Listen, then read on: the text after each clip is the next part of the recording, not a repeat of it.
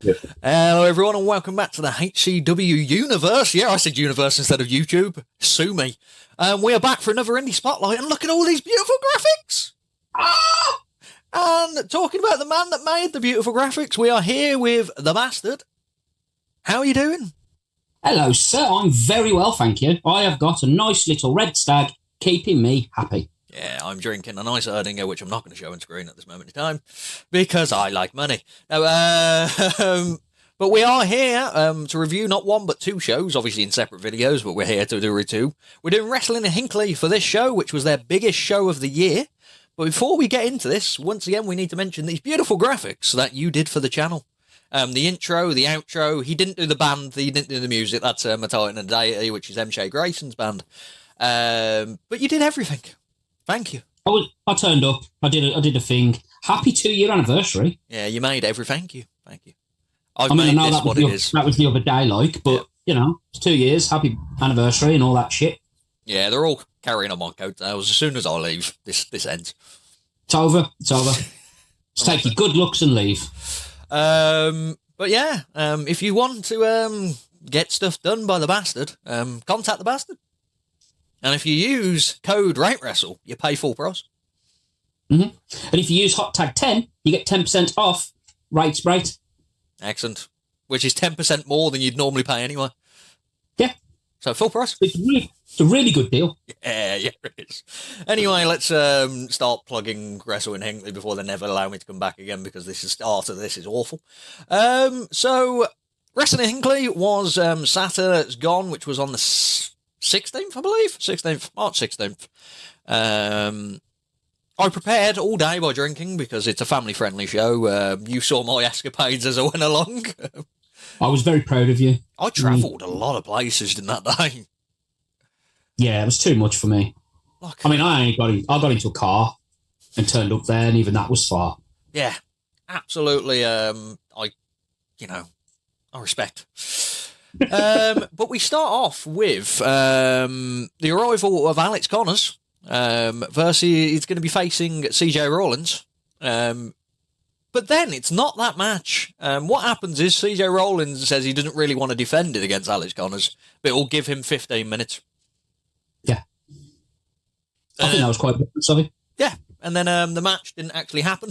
No, I thought it was just a very odd way of doing it.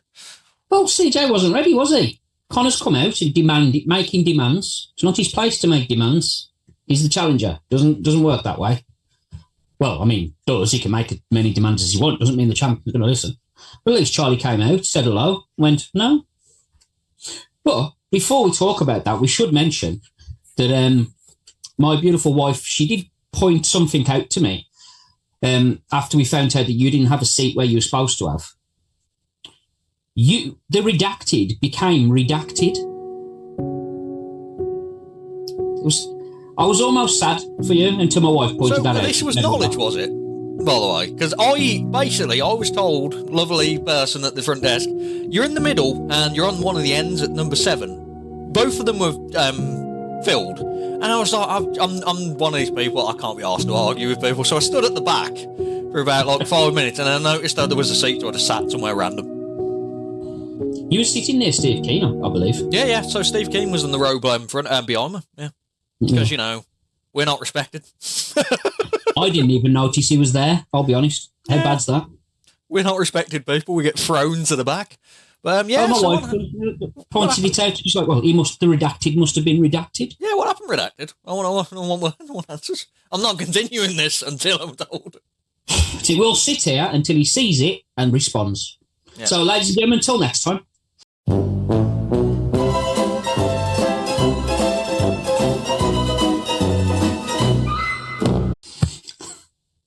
I'm coming for you. No, but yeah, I didn't realise you noticed that because I completely forgot about it. So that's nice. Well, it's amusing. So you have to pick up on these things. Yeah, and I've knocked off half a star for every match because of it. Anyway, but yeah, so we kick off into an actual match that start the show, which was the ever-present Dominator versus a returning Lucia Lee. So this kicked off with Lucia Lee trying to offer a handshake to Dominator, clearly was never going to happen well for Dominator. Don't know why you trust Lucia Lee. You don't know that. Lucy could have been having a nice day and she just gone, you know what, today's going to be the day. Was it the day? It turned out not to be, but that's not the point, is it? I mean, you can't just judge people solely based on every other action they've ever performed. The fans also. The fans, any woman that speaks her mind is instantly a Karen. Doesn't matter. Any woman that speaks her mind, you're a Karen. She didn't do anything. She actually didn't, and someone told her to shut up and called her a chicken. And all she did was get in the ring. Poor girl. But yeah, so went for handshake. Lucia hit a massive headbutt because, you know, the working move to hit on Dominator is the nutter. Then it was quite back and forth at that point. Lucia was in control, which was very surprising, I'll be honest. Because Dominator's like powerhouse. You'd expect her to kind of have the control at the start and then kind of be weared down. But like Lucia did a good job at the start of the match. Well, Dominator's quite a dominating person, isn't she? So what you did. And closing the name. Yeah. But yeah, Lucy did exactly what she should do, didn't she? She got on top of her. And as they called on comms, she just kept pounding her. And she continued to pound her. Yeah. But out of nowhere, Dominator hit a nice boss man slam, which I love a boss man slam. We do love a boss man slam, don't we?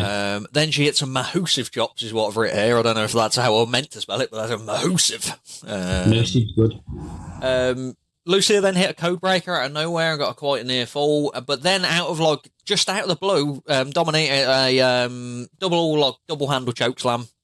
And that was it. Yeah. All she wrote, and Dominator picked up the win. There was a nice little back and forth after that. Like you said, Lucy got majority of the match. Yeah. She dominated. She got the early jump and she stayed on top. Exactly what she needed to do. Yeah. But unfortunately, she didn't pick up the win. She did not. But I rated 2.5 stars. It was an okay opener. It was a good opener to start off the show. I actually you right, was a good boy. And for you, because I knew this was going to be a thing, I was like, right, let's get on board. If you're going to be rating, let's do some Right Bastard. Right Bastard. So I jumped on the bandwagon. I took notes. I did some ratings. It's all go today. Bastard wants a job. Bastard don't need a job. Bastard's got merch now, don't need it. Yeah, I enjoyed this match. This was a lot better match than I expected. I'll be honest, I didn't have big expectations for this match, but I enjoyed it. No, I really did. Lucy, when she's on form, she's really good. Mm-hmm. Yeah, I initially got this at 2.5. I dropped it down by a quarter. It's 2.25 stars for me. So my rating's higher, but your words are nice. Yeah. Right Bastard. Yeah, Right Bastard. That's what we are. But yeah, no, it was good. It was a solid opener. It just didn't blow my mind. I don't know if I've seen a lot of Lucy and I see a decent amount of Dominator, so I just expected a bit more. And I don't know if that's what it just didn't. It just happened. That's what it felt like. Yeah, that's fair. Like I said, for me, I didn't expect great things from the match. I don't know what I was expecting, but it was an enjoyable opener. It was an enjoyable opener. We move on to a tag team match with Big Boy Cartel, which is Tyler Owens and Samuel Best. That's his name? I nearly went with Samuel Hughes, and that's clearly not Samuel Hughes. Versus Sweet Justice, Sweet Steve, and the Judge. So this was a jump start at the start of the match. Needs must. Bad people. I've got to say, but what's with the Big Boy Cartel now? Because they're big boys. It's a cartel.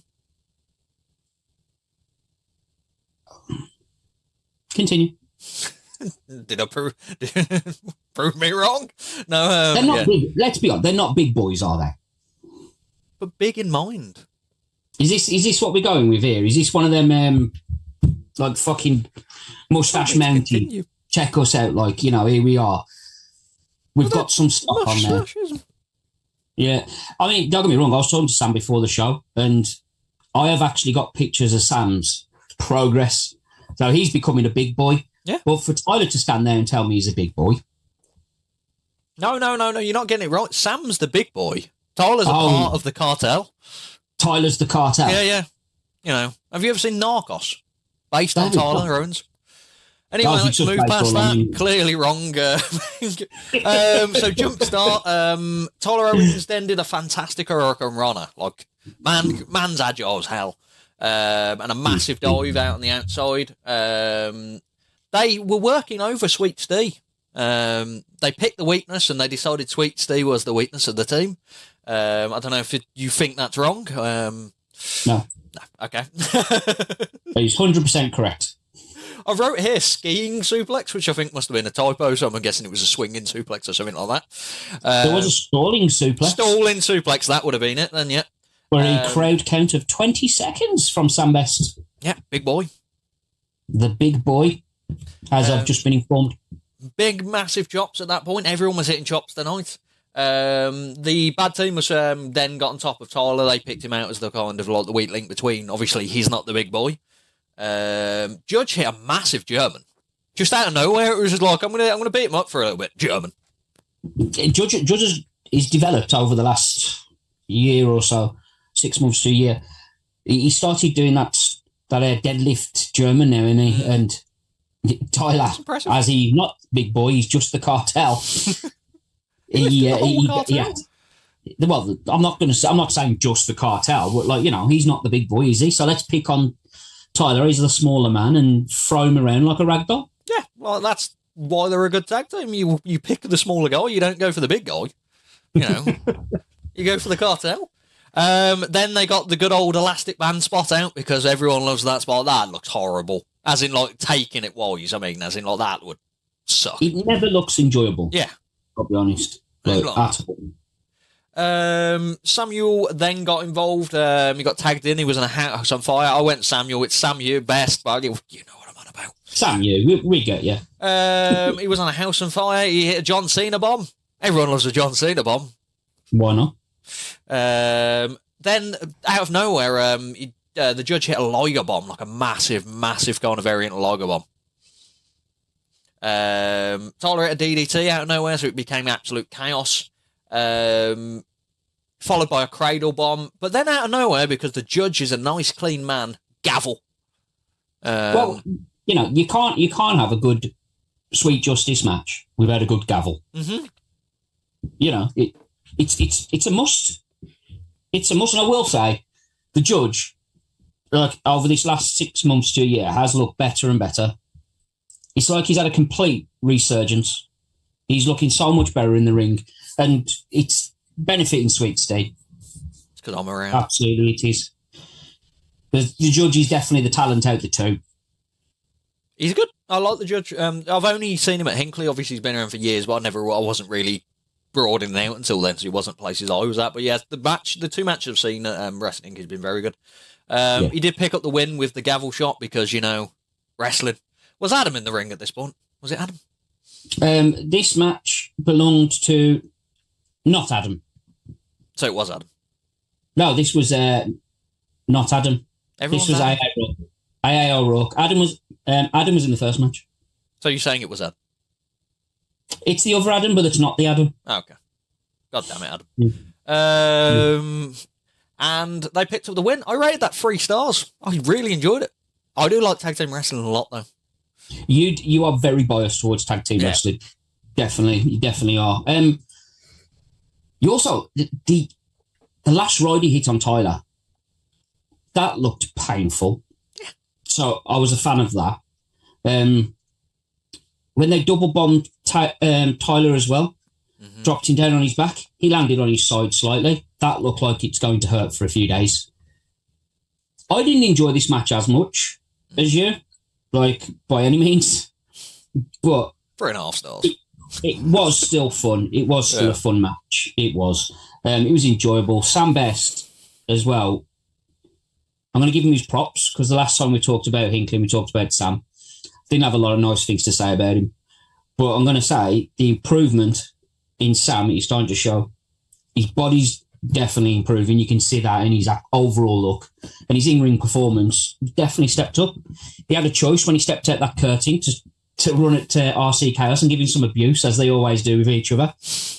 He chose not to this time, and he just focused on his match and got on with it. And it was, like I said, he had a good little showing.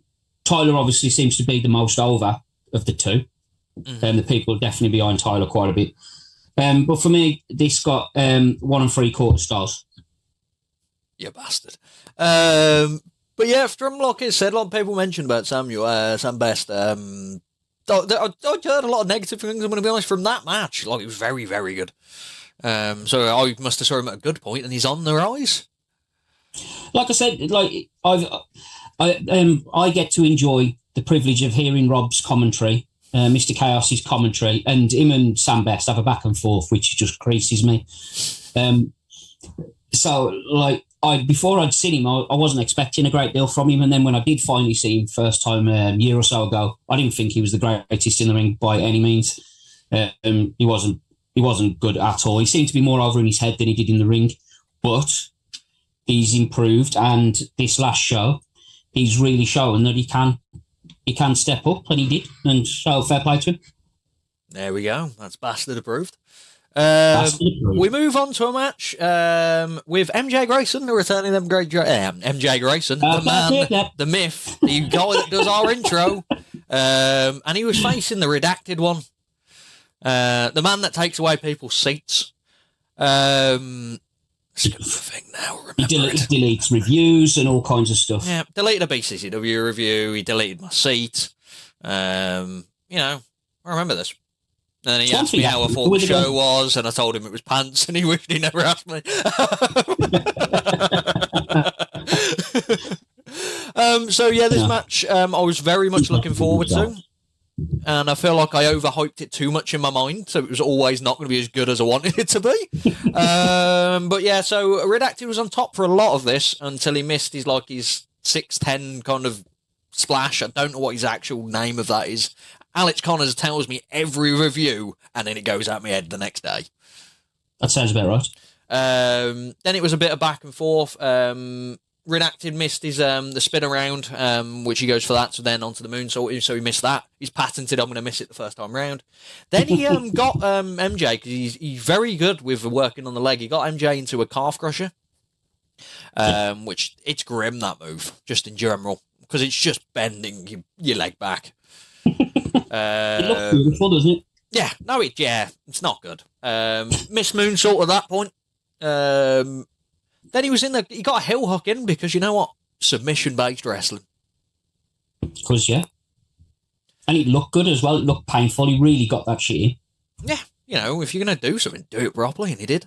MJ then removed the middle turnbuckle, then runs into it. Nice one, MJ. Cheeky knee first. I mean, It wasn't MJ's fault. TJ moved his head, being a bit rude, wasn't he, really? But, he could have waited. Could have just sat there for him. Then he finally hit the move, and he got TJ into it. Redacted got MJ into another submission, and MJ sadly tapped out. He did. I didn't expect it at all for MJ Grayson to tap out. He hit him with the... Did he hit the extinction twice? I remember it once. No, he hit it. No, because he hit the 640 gimmicky thing. And then he missed the lion salt, and then he hit it again, and then he hit the lion salt. Mm-hmm. And then it might have been once. But yeah, straight from the extinction and then into the into submission. I enjoyed this. I, like you, was very much like, oh, this is going to be amazing. This is going to be amazing. This was the one you were looking forward to when you told me when it was announced. This is the one you were. Whenever I go to show, I try not to think too much about a match coming up. I try to just watch the show as it progresses, and try not to think about what's going to be on. But I did still really enjoy it. So I like a nice technical submission wrestling match. What did you rate it as? I rated it 3 stars. Oh, I rated 2 3/4, so it wasn't far off. You really, really like this and rated 3 stars. What's a 5-star match to you? This is a really, really good match, and it only gets 3 stars. What's a 5-star match? Both men are dead. None of that Meltzer bullshit. Yeah, no, you got 6.5, so you're Meltzer. Stupid. But yeah, no, it was a good match. I just think in my head I built it up too much. So I was just expecting Ricky Steamboat versus Ric Flair. That's what I was But it was a good match. It was just built up too much, and that's where I rate it. We then move on to a match that I was looking forward to, which you told me this match has to be match of the night, which was Alex Connors, the master of the health and safety, versus CJ Rollins, the master of I only want 15 minutes. He's a champion. It's champion's prerogative, isn't he? CJ Rollins is living his best life in Hickley, by the way. The few shows I've seen him on, he's living his best life. Exactly. Why wouldn't he be? He loves it. So, yeah, there was a lot of chanting for Alex. He's very, very over in Hickley. Not safe because CJ was doing a lot of things. CJ got absolutely chopped to the back, which, a chop to the front isn't great, but a chop to the back, you don't expect it, and it's not good. Yeah, it caught him more off guard than anything else. Yeah, he dropped to his knees. Just to Yeah. But then they were both firing back with huge chops. There's one where you sent me a picture where you could say Alex was not accepting that it was going to happen, and he was already nearly upset before it hit him. CJ hits some lovely chops. Yeah. Let you know that you've been in a match with him. Yeah, he's a big guy, that's why. He's got like bear mitt hands, hasn't he? Missed leg drop on the apron, which you don't want to miss a leg drop on an apron. You don't want to miss a leg drop anyway, the coccyx, but then on the hardest part of the ring. Yeah, that's going to sting a little, isn't it? That's the kind of thing that's shooting straight up your spine and slapping you in the face. Yep. So CJ missed that at that point. Alex then hit a basement dropkick.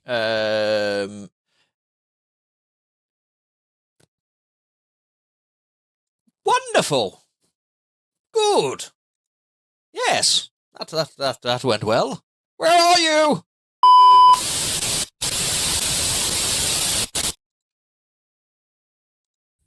Look who turned the fuck up. So there's been an incident. I'm gonna pretend like this didn't like cut for like 20 minutes because your Zoom disappeared.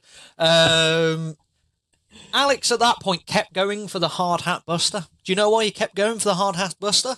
Because he thought he was like us. No, because no one's ever kicked out of the hard hat buster. Oh, okay. I thought he was channeling his in at like us.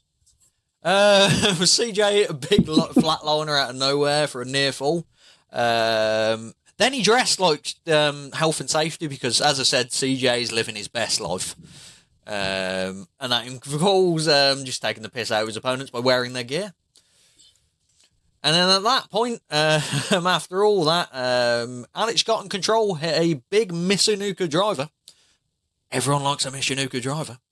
From our position where we were sitting, I got a slight angle to the move as it landed, whereas our comms team and announcer did not. They had the straight-on view. Yeah. And from the view, it looked like Connors had dropped Charlie straight on his head. From my view, I could see that he tucked beautifully, but fucking hell, there was a second where we all went, "He's killed CJ. Killed him. We need him. You killed Charlie." And then he hit the hard hat buster, and then the bell rang. He did. 15 minutes. He was told. So, obviously, like any other wrestler in history of Iron Man draws, that kind of thing, he gets on the mic and goes, 5 more minutes. And then what does CJ reply? Yeah, pretty much get fucked. But it rolls out. So, very, very good match. I rated 3.5 stars because I enjoyed it and I liked the old novelty. I love a good old last minute seconds. It might happen, then it go 15 minutes. Your opinions, Mr. Bastard? So, he's waiting to do me with this. That's what you mean, like this whole review. No, fucking Connors is over as fuck here, isn't he? He's absolutely over as fuck. People absolutely love it. They love the whole health and safety thing, everything. I said to him backstage that, you know, he's the most over guy there, realistically. It's without a doubt. It was an enjoyable match. It was very competent as well, which is always good. I like the word competent. The word competent in wrestling. Very competent.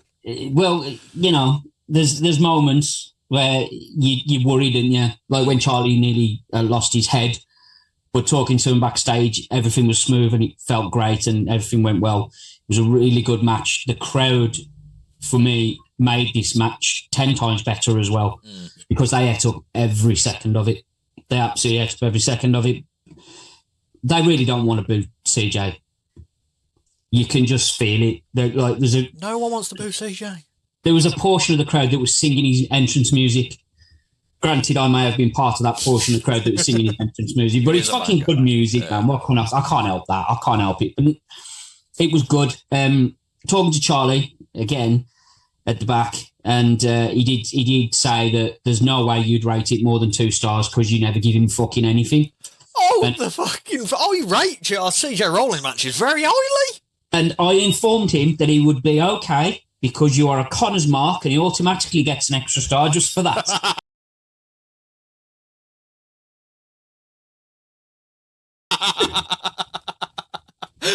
And he's goddamn right. That was a 2.5 star match, my books.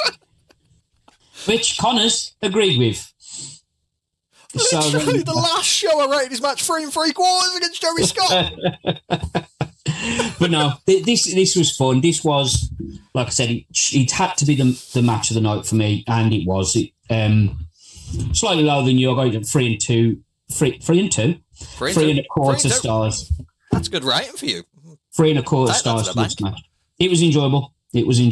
Yeah, I feel like you added an extra star on because you're a CJ Rollins mark. How's it feel? Mate, I'd give Charlie 5 stars just for saying hello to me. I'm also, I feel like he's not been paying attention to my reviews.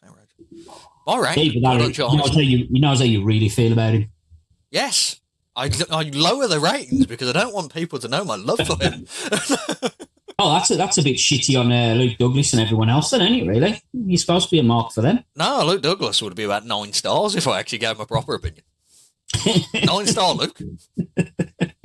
These are not biased ratings. These are genuine ratings.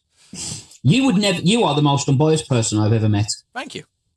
I don't like how you worded that the exact way you worded the RC Chaos one in the tier list. Yeah. Anyway, we move on to a match after the interval, which was an 8-man tag. I'll be honest, with 8-mans, I don't write many notes because they're always just clusters of people and humanity.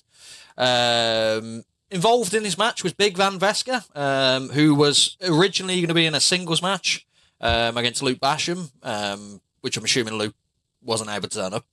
Something to do with the bins, I don't know. So, Nate Riley, Samu Hughes, who wasn't announced for the show and I was really happy he was on it, so I'm a big fan of Samu Hughes. Woody Anderson, nearly said Woody Allen. That would have been impressive. Versus 4D, Hashype, Jay Matthews, and Shiro. I'm trying to think of the best. It's just 8-man tags are very much, everyone gets their crap in. That's what it felt like. It's a clustery kind of scramble match. Samu Hughes got a massive reaction. They all kept calling him Angry Ginge because he's ginger. That's the only reference you've got to Angry Ginge. That he's. They were calling him Angry Kid. Angry Ginge? Angry Kid? Angry Ginge? Do you not know Angry Kid? Do you not know Angry Ginge? Oh my God, it's Angry Kid. Angry Ginge? I'm sure it was Angry Ginge. Because we were talking about it, comms were talking about it, and the announcer was talking about all these kids shouting Angry Kid. How do they know who Angry Kid is? How do they even remember that Angry Kid? So they're on about Angry Ginger, aren't they? Let's make more sense. The relevant YouTuber. There's an Angry Ginge YouTuber. Is that a thing? Is it? Yeah. He's a Mancunian that's like literally. Oh, mate, you've ruined it already. Yeah, but yeah, he's just known for being really angry. Okay. But yeah, no, it was definitely Angry Ginge. Anyway, I'm glad Sam Hughes got that minute of airtime here. Well done, Sam Hughes. Angry Ginge. I've lost my fucking thought now. But yeah, it was that kind. I was happy Sam was involved. Has Hype gets a decent reaction every time he's been there since I've seen him. He's changed up his persona now. Not going via SNL, he's more Hype. Has Hype. You don't just get hyped, you stay hyped. And it was nice seeing the heel team work as a unit. So if one of them was cheating, all three of them were cheating. Nate Rowley, not normally a bad guy, but he was the first person in when the referee was blinded, pummeling people. I think he was just letting out pent-up aggression. I feel like he needed it. He was like, you know what? I'm just laying it out now. Yeah. The match ended with Team 40 winning. I rated 2 3/4. I did enjoy the match. It's one of these matches you have to actually see because it's just hard. There's so much crap going on. 2 3/4 for a clusterfuck match. I like clusterfuck sometimes. It can either be really bad or it can be decent. They can never normally be great. No. Yeah. No, this was good. This was really fun. Mm-hmm. This was a clusterfuck match to get your stuff in and get yourself over as much as you can and get out. And they did that. And it did exactly what it's supposed to have done. Like you said, there was just bit after bit. Shiro dropped on his head by Sam at one point, which was great. 40 hit something straight after that, and I missed it. But that was the finish, and it was great. Yeah. Like the crowd just ate up every little bit of it. There was Canadian destroyers. It was all kinds. Shiro for me, Shiro absolutely stands out. Absolutely, he does. Jay Matthews is fantastic. But the thing that stood out the most is what you said. The heel team worked as a unit, and they really did. Led by Wesker, Big Van Wesker. Experience, though, isn't it? Yeah. It was brilliant. And I'll be honest, Woody's not somebody that stands out to me a lot. I mean, he stands out because he's a big fucker, but he don't really stand out for me. But he did in this match. Yeah, he got a reaction as well. Mainly, it was asking where Buzz is because his name's Woody. Yeah. Yeah. It's Toy Story reference, that is, you old fuckers. God, keep it. You've got a friend in me. What did you lay it down as? Well, it's a clusterfuck match. I can't give it any more than I did. I gave this a 1 3/4. It wasn't that it was bad by any means, but it's an 8-man. It's a spot fest in it. It is what it is, so.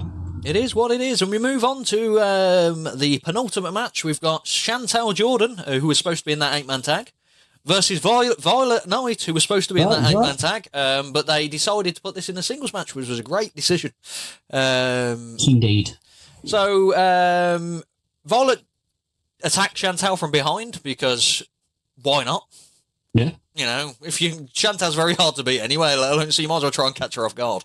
You know she's going to kick you in the fucking face the first second she gets, so... Yeah.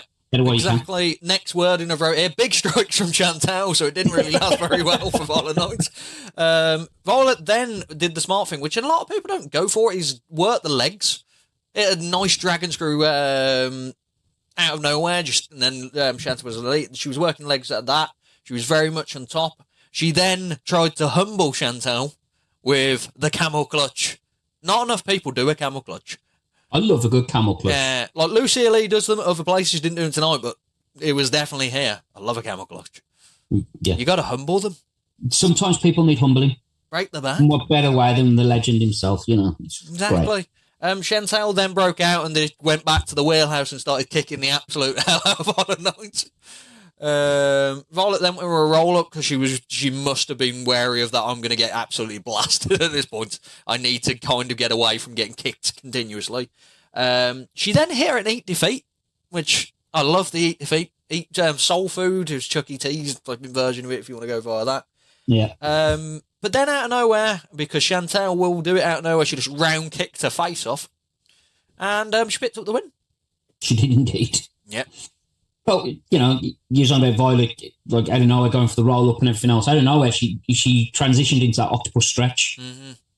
And she tries to just up and try that again. I haven't had enough to drink. Yeah, transition nicely. Though. We got 30 minutes of me waiting for you. Into that octopus stretch. And it was really well done. So it was really good. The thing I like about Shan, and I've said this many times, other than the fact that she's brutal to people, which is great, she has these subtle moves in the ring that stand out. Mm-hmm. And it's not actually anything when she's attacking to anybody, but when she had Violent in the corner and she's doing the kicks, she subtly just repositions the sweep, yeah. leg, the sweep, yeah. And her foot. She just repositions her just slightly while Violet's sitting in the corner, just enough so she can get positioning. She makes the run, boots her in the face, repositions her again so she can run in. It's those little bits, those little movements that she does that really put her above a lot of people. She's really fucking good. She really is. I absolutely love her. And watching her kick people in the face is always fun. Yeah. You know, I'm never going to be down on anyone getting kicked in the face because it's fun to watch. Unfortunate with Violet Knights then. Unfortunately for Violet Knight, she was on the receiving end of it, and that kick at the end was a proper out of nowhere. The big thing for this was the crowd wasn't in it in this match, and I think that's unfortunate because the girls put in a really good match. Trouble with Scramble, I think that is, because there's so much going on that obviously any match following it's going to be a bit lighter. Yeah. It became the downer match, unfortunately, and it didn't deserve to be because I really like this match. I'll drop this straight in now in front of you. I dropped a 2.5 star on this. I went 2 3/4. I really liked it. Like I said, it deserved a lot more than what the crowd gave it. And I think, like you said, it was more just because they were on a come down. Exactly. From the preview, so yeah, nothing against the girls. Especially for a match that wasn't announced. Very good match to put out. But we move on to the main event of the evening. Big Daddy Unicorn, Jason Joshua, coming after the title of Kieran Young and his Goon Squad. Kieran knows how to get a boo now. Balrang, and the first thing he does is try and clobber him with a belt because you know what? If I hit him with the belt, it's going to be a disqualification. That's the end of the match on the champ. Tactical genius. They don't get paid by the minute. Yeah, but Jason was too smart for that. Got him in the corner, hit a few cannonballs.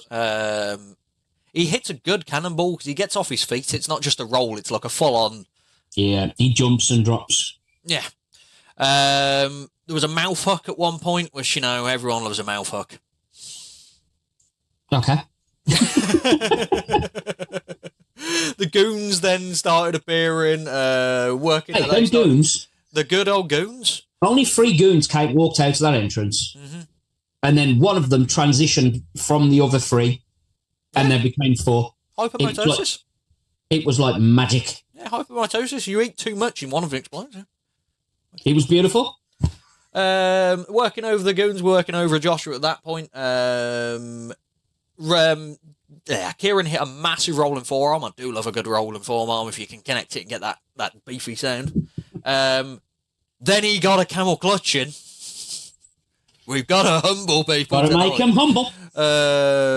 Then he followed that up with a Greco-Roman mouth hold, which is just pulling. But it's legal if you say Greco-Roman at the start.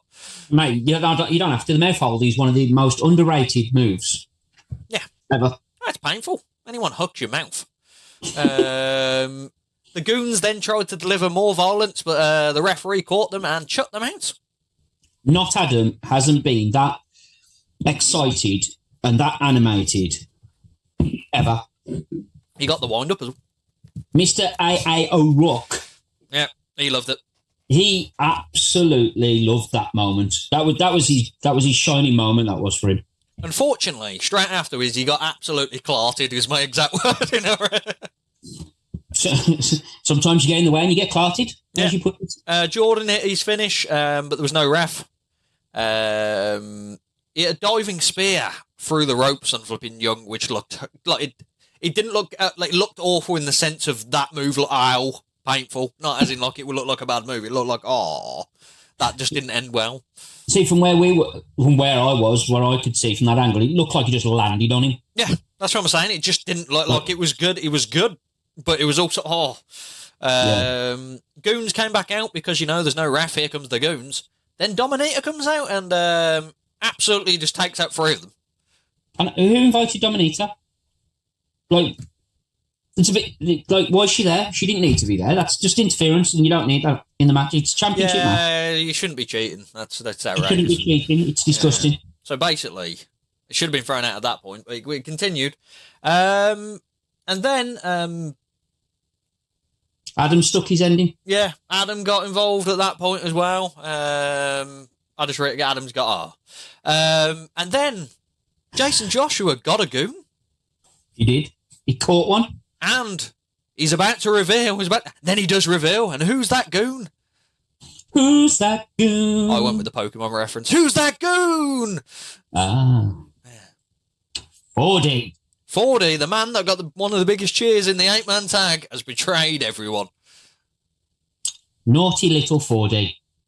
So then, obviously, Jason was surprised by that and didn't really catch that Kieran Young was coming with a title shot, and he picked up the win. Mm-hmm. And my message straight to you was, I love a screwy finish. I fucking love them so much. I would give them, my rating for this was 3.5 stars as well. I really liked this match, and I really liked the ending. Fair play.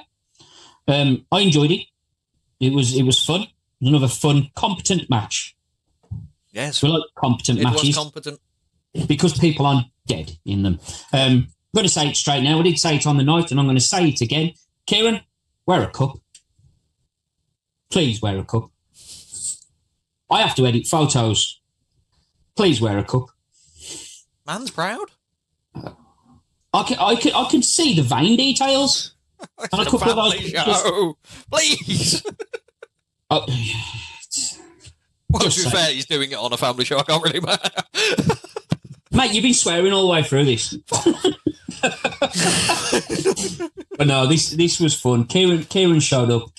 I've talked about Kieran outside of wrestling Hickley about how good he is when he's on, and he was on being BCCW if he wasn't.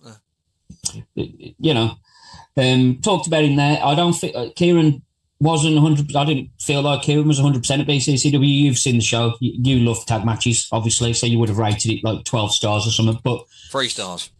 There you go.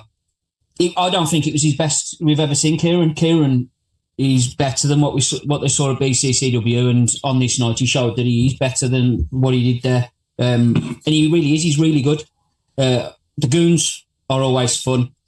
4D making the surprise was great because the crowd didn't see it coming. I don't know why. That goon was massive. Could have been Woody. Who else was it going to be? Fucking Lurch? Woody? It's not going to be Woody. Woody's too wide. I don't know. Yeah. The Bastard? Definitely ain't the Bastard. The Bastard's too fat, old and out of shape. That's it. Bastard knows his place, and being a bastard at a table. Omos? But no, it was fun. It was good. There was some rough moments in there which I enjoyed. The spear, like you said, I put that on there as well because it just looked like he just jumped at him and landed on him. Yeah. Perfect move. You have a big man just jump at you and fucking land on top of you. You ain't fucking just going, yeah, it was fine. Let's cuddle. You know, unless you're into that kind of shit, obviously. But no, I didn't get as quite as high as you, but I did enjoy this. So 3 stars for this for me. There we go. So that is Wrestling and Hickley's biggest show of the year.